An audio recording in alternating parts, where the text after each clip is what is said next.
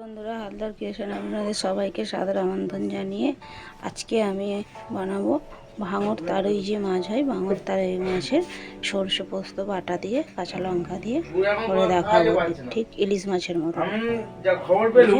এখানে ভাঙর তারই কেটে নুন হলুদ মাখিয়ে রেখেছি।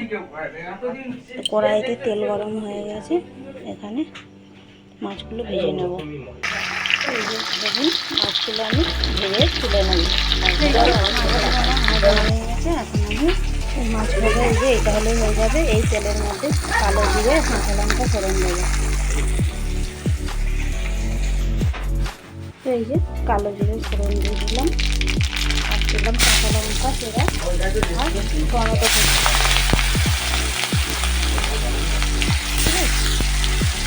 তো এটা একটু নেড়ে নিয়ে এখানে সর্ষে পোস্ত কাঁচা লঙ্কা দুপোয়া রসুন আর লবণ দিয়ে এটা আমি পেস্ট করে নিয়েছি। তো এখন এর মধ্যে হলুদ গুঁড়ো দিয়ে দেবো।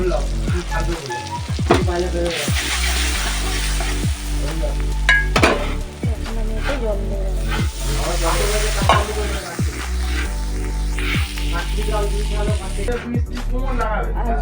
এবার এটা ফুটে গেলে আমি এর মধ্যে সর্ষে পোস্ত বাটাটা দিয়ে দেবো। এটা একটু ফুটে উঠলে, তো এখন আমি ভেজে রাখা মাছগুলো এর মধ্যে দিয়ে দিলাম।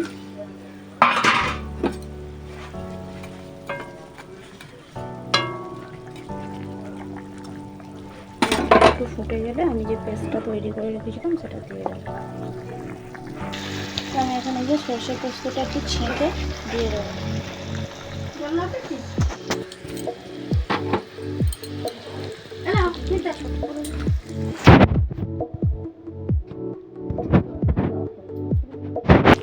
আমি এই যে সর্ষে পোস্তটা দিয়ে দিয়েছি, তো সামান্য একটু ফুটিয়ে নেবো, কারণ বেশি ফুটালে আবার তিতে হয়ে যেতে পারে।